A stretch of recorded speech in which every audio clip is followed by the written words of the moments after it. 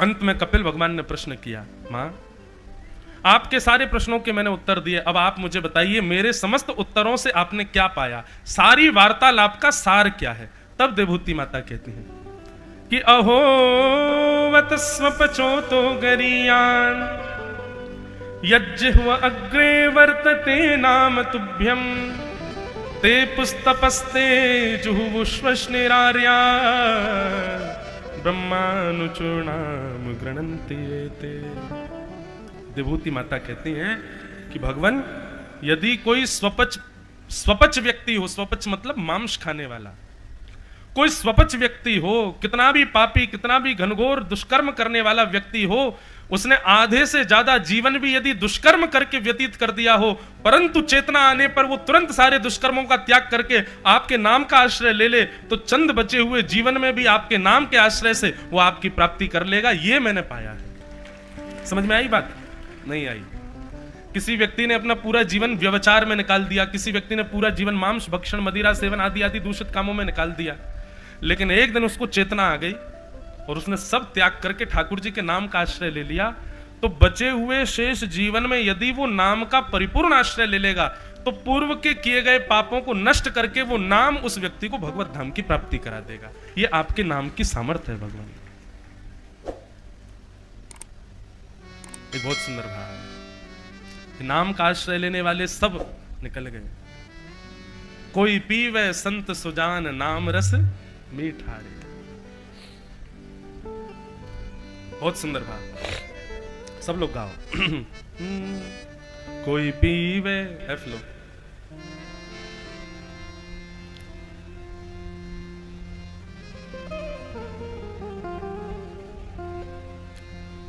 ऊंचो हो जाएगा, डी लो, गला हमारा अनुकूल हो। हे कोई पीवे, कोई पीवे, कोई पीवे संत सुजान नाम रस मीठा रे, नाम रस मीठा रे, नाम रस मीठा रे, नाम रस मीठा। सब लोग गाओ।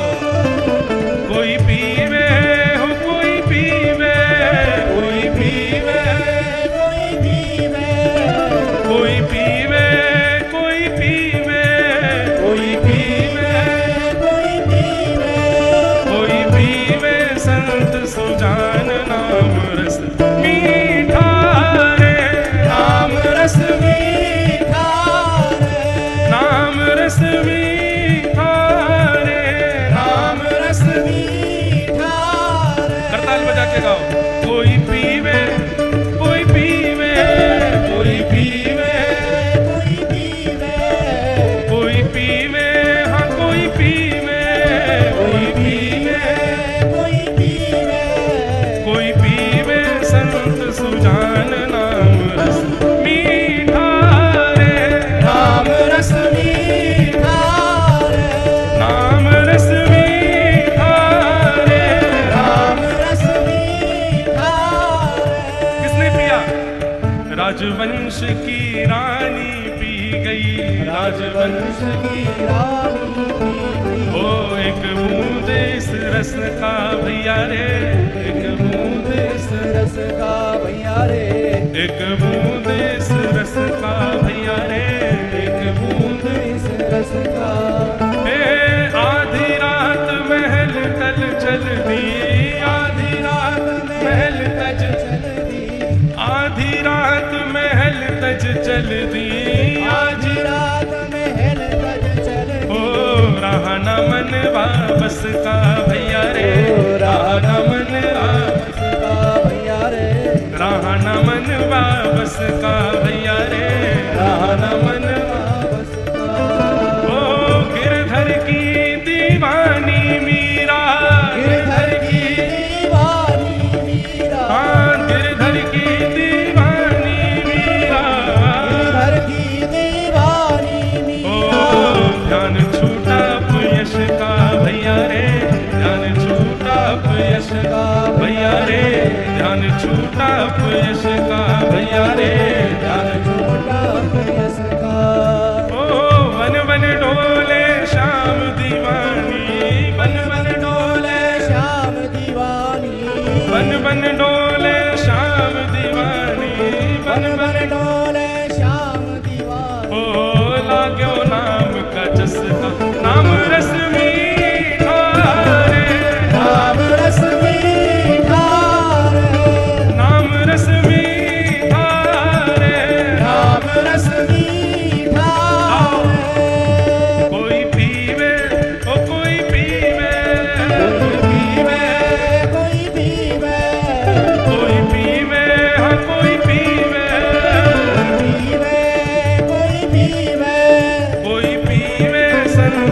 सुजान नाम रस मीठा रे, नाम रस मीठा रे, नाम रस मीठा रे, नाम रस मीठा।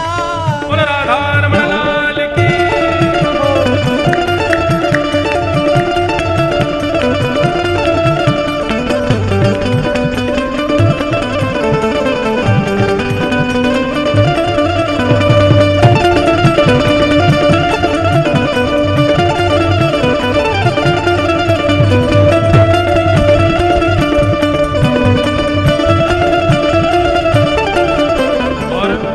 मीराबाई ने ये एक बूंद पी ली, क्या दशा हुई।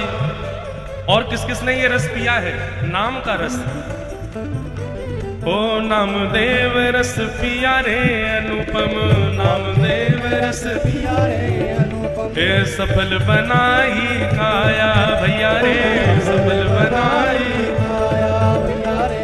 नरसी का एक तारा कैसे, नरसी का एक तारा कैसे, नरसी का एक तारा कैसे, नरसी का एक तारा कैसे। ओ जगतपति को भाया भैया रे, जगतपति को भाया भैया रे, जगतपति को भाया भैया रे, जगतपति को भाया।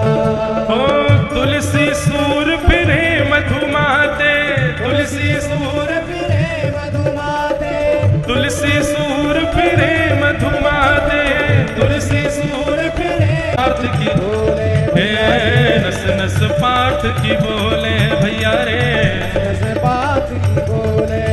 हो चाक हरी रस मगन नाचत, चाक हरी रस सुख नारद शिव बोले भैया रे, सुख नारद बोले भैया रे, ओ सुख नारद शिव बोले भैया रे, सुख नारद बोले। नाम रस मीठा रे, नाम रस मीठा रे, नाम रस मीठा रे, नाम रस मीठा रे। कोई पीवे, हाँ कोई पीवे, कोई पीवे, हो कोई पीवे, कोई पीवे संत सुजान नाम रस मीठा रे, नाम रस मीठा रे, कृष्ण रस मीठा रे, नाम रस मीठा रे, कृष्ण रस मीठा रे। राधे कृष्ण राधे कृष्ण कृष्ण कृष्ण राधे राधे, राधे श्याम श्याम श्याम राधे राधे, राधे कृष्ण कृष्ण कृष्ण राधे राधे, राधे श्याम श्याम श्याम राधे राधे। नाम रस मीठा रे, नाम रस मीठा, कृष्ण रस मीठा रे, नाम रस मीठा रे, कृष्ण रस मीठा रे। जय जय श्री राम, जय जय श्री राम, जय जय श्री राम। तो अहो वतस्वपचोतो गरिया, यज्जुह्वग्रे वर्तते नाम तुभ्यं, ते पुस्तपस्ते जुःश्वश्निरार्या, ब्रह्मानुच नाम गृह्णन्ति एते। देवभूति माता कह रही है कि भगवान आपके नाम में कितने, उस सामर्थ्य के फलीभूत व्यक्ति कितने भी आर्त विषाद पापों में क्यों ना पड़ा हो, आपके नाम का आश्रय जब ले लेगा उसी क्षण से ही वो अपने विषादों से मुक्त हो जाएगा, आपके योग्य बन जाएगा। ठाकुर जी के योग्य हमको बनाने की सामर्थ्य केवल भगवान नाम में है, उसका आश्रय ले लिया जाए। विनय पत्रिका में गोस्वामी तुलसीदास जी महाराज एक पद लिखते हैं, जो मोहि राम लागते मीठे। गोस्वामी तुलसीदास जी कह रहे हैं, यदि किसी को नाम रस चढ़ा है तो उसकी स्थिति क्या हो जाएगी? यदि कोई नाम के प्रति आसक्त हो गया है, वास्तविक में जीवन में जिसके में नाम ने अनुग्रह किया होगा भगवान के ने, उसकी स्थिति क्या हो जाएगी? गोस्वामी तुलसीदास जी कह रहे हैं। भैया बाहर लोगन ने कह दो शांत हो जाए बस। जो मोहे राम लागते मीठे, तो क्या होता? तो नवरस शट रस रस अनरस है जाते सब सीठे। गोस्वामी जी कहते हैं, यदि नाम जिस दिन आपकी जिह्वा पर वास्तविक रूप में प्रकट हो गया, अभी आप नाम गाते हो, गुरु मंत्र का जाप करते हो, राम विजय मंत्र का जाप करते हो, महामंत्र का जाप करते हो, लेकिन उसके बाद भी जिह्वा पर अन्य रसों को लेने की इच्छा प्रकट होती है। ये भी खा के देख लें, ये भी पा के देख लें, इसमें भी रस है, इसमें भी रस है, ऐसी ऐसी भावना यदि प्रकट हो रही तो समझो अभी नाम आपकी जिह्वा पर आया नहीं है। गोस्वामी जी कह रहे हैं, जिस दिन नाम जीव पर वास्तविक रूप में विराजमान हो गया तो क्या होगा? बोले तो नवरस सठरस रस अनरस, नवरस सठरस सब अनरस हो जाएंगे, सब किसी में रस नहीं आएगा। फिर कोई कहे कि महाराज हमारी विदिशा की प्रमुख वस्तु, इसको पाके देखो। आप पा तो लोगे लेकिन बड़ाई तो कर दोगे, बढ़िया है, पर वो सुख नहीं जो राम रस में है, वो सुख नहीं जो कृष्ण रस में है जाते सब सीठे। और गोस्वामी जी क्या कहते हैं, जिस दिन नाम जीव पर विराजमान हो गया, आप विराजमान कर रहे हो तब तक आपको अन्य रसों में सुख मिल सकता है, लेकिन जिस दिन नाम स्वयं विराजमान हो गया, उस दिन की स्थिति यह है, वंचक विषय विविध तन उधारी अनुभवे सुने और डीठे।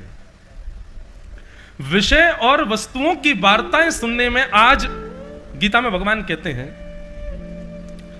हमारे चित्त में पाप प्रवेश कहां से करता है? जब आप विषय का चिंतन करते हो।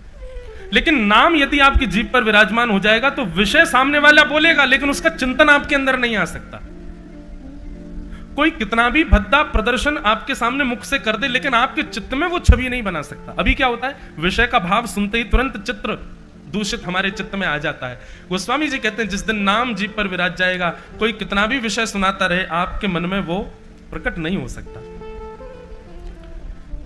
यह जानत हो हृदय आपने, सपने न अघाई उभीठे।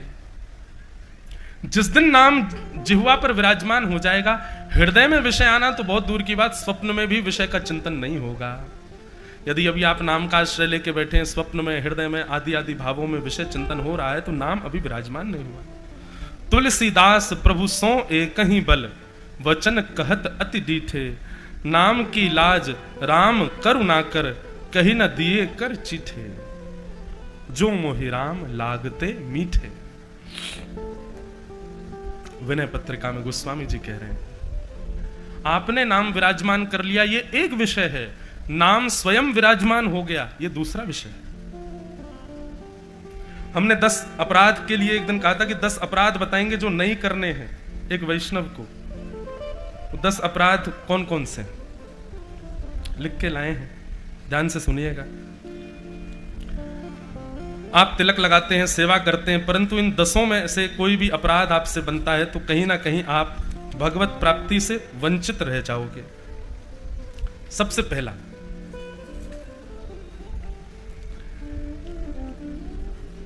किसी भी, हम कथा में कहते हैं, हर कथा में, संत का अपमान सबसे पहला अपराध। आज ही बताया कथा में, किसी वैष्णव का, संत का, किसी भी भक्त का कभी अपराध नहीं बनना चाहिए हमसे। अपराध का मतलब, मैंने इस पर भी विशेष ध्यान दिया, डलवाया था आपका, कि आप किसी के सामने जाकर के उसका अपराध करो तो ही अपराध लगेगा, नहीं। वो व्यक्ति उठ के चला गया और आप मन में सोच रहे हो, बोले यार ये लगता तो पाखंडी सा है, यह भी एक मानसिक अपराध है, मानसिक भी नहीं होना चाहिए। तो सबसे पहला अपराध, किसी भी वैष्णव का, संत का, भेषधारी का आप अपने मन से आंकलन मत करो कि श्रेष्ठ है कि अश्रेष्ठ है। दूसरा अपराध, शिव में और हरि में द्वेष मानना, बैर मानना।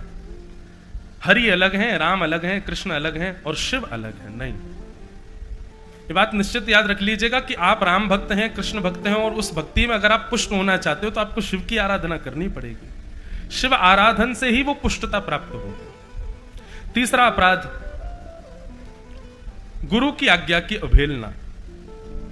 गुरु, जिसके प्रति गुरु भाव है, उसकी कोई आज्ञा हो जाए और उस आज्ञा को आप नकार दो, उसका पालन ना करो, किसी कारण से वो पालन छूट जाए, यह भी एक अपराध है। चाहे कुछ हो जाए, गुरु ने जो आज्ञा दे दी उसका पालन पूर्ण रूपेण करो। ये तीसरा अपराध है। चौथा अपराध क्या है? वेदों की और शास्त्रों की बात को अनसुना कर देना। कोई कह दे कि भैया ऐसा मत करो, शास्त्रों में इसके लिए मना किया गया, बोले ऐसे ही बोलते रहते हैं, शास्त्रों में तो जाने क्या क्या लिखा है, आप हमें मत समझाओ, वो करने लग जाओ उस कार्य को, यह भी एक अपराध है। वेदों के शास्त्रों की बातों को अनसुना करना, यह चौथा अपराध है। पांचवा अपराध क्या है? अर्थवाद की कल्पना। अर्थवाद किसको कहते हैं? व्यास जी कोई बात कह दें तो उसके प्रति ऐसा भाव रखना, अपने आप बड़ा चढ़ा के बोल देते हैं, ऐसा कुछ है नहीं है अपने आप ही बना बना के बोल देते हैं मंच पे से। अर्थवाद करना, अर्थ के ऊपर विवाद रख करना, अर्थवाद, यह भी एक अपराध है। व्यास मंच से व्यास जी ने जो कहा है वो उचित ही है, ऐसा विश्वास रखना, अर्थवाद ना करना, यह अपराध पांचवा। छठवां अपराध क्या है? नाम के बल पर पाप करना। पी लो, कल नाम जप कर लेंगे, आज खा लो, मंगलवार को चोला चढ़ाएंगे, हनुमान जी माफ कर देंगे, कर लो, सारे पाप कर लो, अभी गंगा दशहरा आ रही है, गंगा जी में नहाएंगे, सारे पाप धुल जाएंगे। ऐसे पुण्य तीर्थों के पुण्य के बल पर पाप करना। कल एकादशी है लेकिन मेरे परम प्रिय मित्र का जन्मदिन है, रेस्टोरेंट में खाने तो जाना है मुझे, क्या करूं? तो किसी से पूछ लेते हैं फोन करके, बोले कि भैया क्या करें, कल एकादशी पर हमारे कल किसी बहुत प्रिय का जन्मदिन है, वो पार्टी दे रहा, हमको खाना तो पड़ेगा, क्या करें? व्रत तो नहीं रख पाएंगे हम, कोई बात नहीं, प्रायश्चित कर लेना। ये प्रायश्चित के बदले अपने नियम का त्याग करना, यह भी एक अपराध है। कौन सा अपराध हुआ? ये छठवां अपराध है। नाम के बल पर, पुण्य भूमि के बल पर, पुण्य क्षेत्रों के बल पर, ये वाला नहीं है, ये वाला है, वो तो चल ही नहीं रहा है, ये वाला है, इसको नीचे कर दो बस। बोलो वृंदावन बिहारी लाल की। क्या बता रहा था मैं? क्या बता रहा था? है? हाँ, तो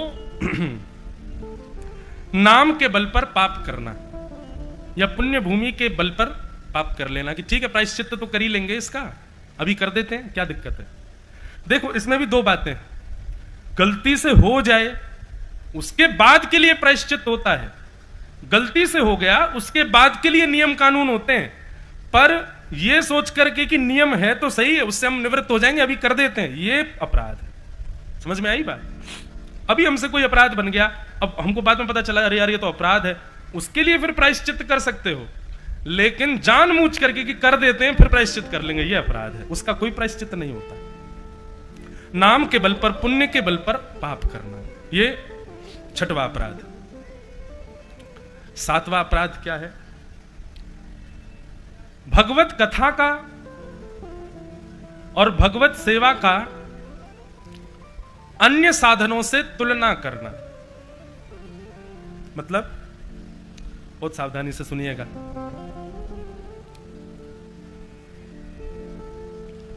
कथा सुनने को मिल रही है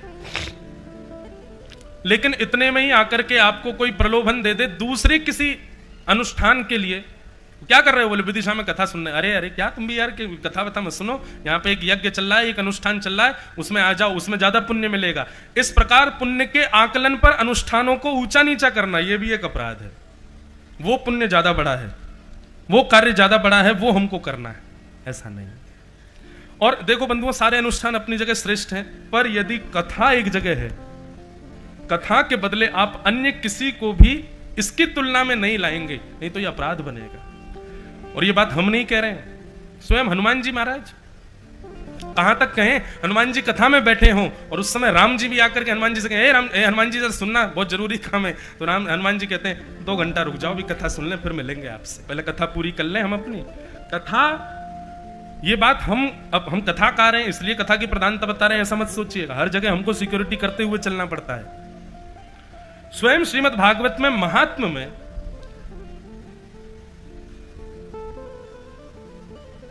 जब पंच 5 प्रकार के यज्ञ बताए, उनमें सबसे बड़ा यज्ञ बताया ज्ञान यज्ञ। ज्ञान यज्ञ स्मृतोपदयी श्रीमद् भागवतालाप सुख गीत सुखादि, सबसे बड़ा यज्ञ है। तो किसी भी रूप में, और हम ये नहीं कहते चलो कथा, आप किसी अन्य अनुष्ठान में भी बैठे हैं तो उस अन्य अनुष्ठान को भी किसी और के लोभ के अनुष्ठान में आकर के उसको छोटा मान के उसके श्रेष्ठ को मानना, ऐसा नहीं करना है। आप जिसमें व्यवस्थित हैं वो प्रधान है, ऐसी भावना रखना। तुलना नहीं करनी है, यह अपराध है। और 8वां अपराध क्या है? बहुत सुंदर अपराध है ये। क्या? हम कथा सुनते हैं, हम सेवा करते हैं, हम नाम जप करते हैं, हम संतों की सेवा करते हैं, परंतु हमने उनको गिनतीबद्ध कर रखा है कि इतना ही करना है, इससे बढ़ाना नहीं है। यह अपराध है। साल में एक बार कथा सुनेंगे, साल में एक बार महाकाल जाएंगे, साल में एक बार ओमकारेश्वर जाएंगे, साल में एक बार द्वारिका जाएंगे, साल में एक बार संत सेवा करेंगे, साल में एक बार भंडारा कराएंगे। ये एक गिनतीबद्ध करना, यह भी एक अपराध है। नहीं, बढ़ाओ, बढ़ना चाहिए। चाहे नाम जप हो, चाहे कथा श्रवण हो, चाहे व्रज गमन हो, चाहे महाकाल की सेवा हो, चाहे संत सेवा हो, इनमें वृद्धि हो, ऐसी भावना चित्त में आनी चाहिए। कई लोगों की देखा मैंने जीवन, उनकी काउंटिंग होती है। एक बार हम वहां जाते हैं, साल में एक बार हम वहां जाते हैं, एक बार ये करते हैं, एक बार ये करते हैं, और फिर उसके अतिरिक्त अगर उनको अवसर मिले तो वो मना कर देते, नहीं हम कर चुके। नहीं, वृद्धि की भावना से, वर्धन की भावना से कोई भी नियम होना चाहिए कि वो बढ़े और बढ़े। अगर नहीं बढ़ाते हैं आप अपने उस सत्कर्म को तो वो भी एक अपराध बन जाता है। उसको एक सीमित स्थान पर रख रखा है, इतना दायरा है, इससे ज्यादा नहीं होगा, ये वो भी एक अपराध है। 9वां अपराध क्या है? जो ठाकुर जी पर भरोसा नहीं करते, जो ठाकुर जी की अवहेलना करते हैं, जो ठाकुर जी की निंदा करते हैं, जो ठाकुर जी की कथा को व्यर्थ मानते हैं, ठाकुर जी के दर्शन को व्यर्थ मानते हैं, ऐसे भगवत विमुख लोगों के बीच में जबरदस्ती पकड़ करके उनको भगवत कथा सुनाना, यह भी एक अपराध है। कई माताएं पिता ऐसा करते हैं, उनके बच्चे कथा नहीं सुनते तो मार पीट के लाते कथा में, बैठ, तू बैठेगा कैसे नहीं, सुनेगा कैसे नहीं, अगर तेने नहीं किया देख तेरी घर पे हालत खराब। यह भी एक अपराध है। किसी के चित्त में यदि भगवत भाव प्रकट नहीं हो रहा है, आप जबरदस्ती मत करो। हाँ, ठाकुर जी से प्रार्थना करो इसके चित्त में भाव प्रकट हो, पर यदि नहीं हो रहा है तो आप अपनी तरफ से 1-2 बार प्रयास करो, जबरदस्ती नहीं, प्रयास। कह दो कथा सुनो। अविश्वासी के बीच में ठाकुर जी के प्रति विश्वास भरोसा ना करने वाले के मध्य में भगवत कीर्ति का गान करना, यह भी एक अपराध है। और 10वां अपराध क्या है?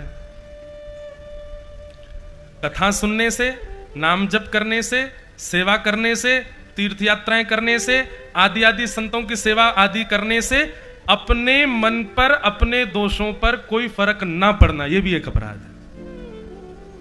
कथा तो सुनते हैं, महाकाल तो जाते हैं, संत सेवा तो करते हैं, लेकिन अहंकार वैसा ही बना हुआ है, कम नहीं हुआ है। सिगरेट पीते हैं लेकिन हाथ पांव धोधा के संत सेवा भी कर आते हैं, वो दोष नहीं छूट रहा है। इन सब क्रियाओं से दोष का ना नष्ट होना, यह भी एक अपराध है। आपको दोष निवृत्त होना है, इसीलिए नियम करना है। तो ये 10 अपराध हैं, इनसे बचो। कॉपी पेन लाए नहीं, लिखे हैं नहीं, अच्छा लाए हैं, जय हो मैया, जो तार मैया लाई हैं कॉपी पेन। जिनको नहीं याद रहा हो वो सुन लेना, दोबारा कथा लाई, और इन 10 को नोट कर लेना। ये 10 अपराध हैं, इनसे बचो। वैसे तो बंधुओं, नाम का इतना प्रभाव होता है, कथा का इतना प्रभाव होता है कि सत्संग आप अगर नित्य करते हैं ना तो ये सारे अपराध आपको छुएंगे भी नहीं, अपने आप इन अपराधों से बच जाओगे। पर फिर भी अपनी सिक्योरिटी के लिए एक बार देख लीजिए, एक बार इनका अनुभव कर लीजिए। ये 10 अपराध नहीं बनने चाहिए। तो गोस्वामी तुलसीदास जी महाराज कहते हैं विनय पत्रिका में, कभी बंधुओं जो लोग मानस आदि का पाठ करते हैं ना, आपसे प्रार्थना है विनय पत्रिका ले आइए घर में, और रोज अपने ठाकुर जी को एक पद सुनाइए विनय पत्रिका में से। इतना सुंदर है विनय पत्रिका, गोस्वामी तुलसीदास जी की। आज से ये नियम शुरू कर दीजिए। दुनिया भर की स्तुतियां सुनाने से अच्छा विनय पत्रिका लाइए, कल से ही प्रारंभ करो। एक पद रोज अपने ठाकुर जी को विनय पत्रिका का, गोस्वामी जी का, सुंदर सीधी सरल भाषा है, वो पद सुनाया करो ठाकुर जी को। बहुत अच्छे अच्छे पद हैं। आज कृष्ण जन्म करना नहीं तो एक पद में और मैंने ढूंढ रखा गाता में, आज नहीं कल गाऊंगा, बहुत सुंदर पद है। तो इस प्रकार कपिल विभूति संवाद यहां विराम हुआ। आगे बंधुओं आकुति प्रसूति के वंश का वर्णन किया, प्रियव्रत और उत्तानपाद के वंश का वर्णन किया। देवभूति माता के ही भाई बहन हैं। उत्तानपाद के कुल में भगवान के परम भक्त श्री ध्रुव जी महाराज का प्रादुर्भाव हुआ। बाल अवस्था में ही श्री ध्रुव जी महाराज अपने पिता की गोद में बैठना चाहते थे, पर छोटी मां की डांट फटकार की वजह से वन में गए। नारद जी महाराज ने उनको 12 अक्षर मंत्र प्रदान किया, ओम नमो भगवते वासुदेवाय। कई लोग इस मंत्र को गलत बोल देते हैं, ओम नमो भगवते वासुदेवाय नमः, गलत है ये। 12 अक्षर होने चाहिए, केवल 12 अक्षर, ओम नमो भगवते वासुदेवाय, ये पूर्ण मंत्र है। इसका जितना हो सके जप करना चाहिए।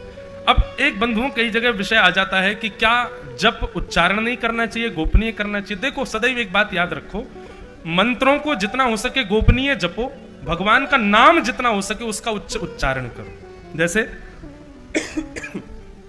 श्री राधा, श्री कृष्ण, श्री राम, ये नाम है भगवान के। नाम भगवान का तो उच्चारण आप खुल करके कर सकते हो, नाचते हुए करो, उछलते हुए करो, जोर जोर से करो, पर मंत्र में अवस्थित जो है प्रयास करो कि उसको गोपनीय करो, उसको अपने चित्त में करो।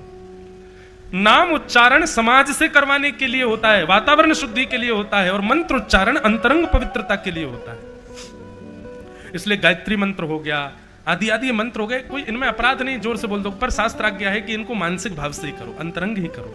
आज के बाद नाम जप जोर से कीजिए, पर भगवत मंत्र और गुरु मंत्रों का जाप मन में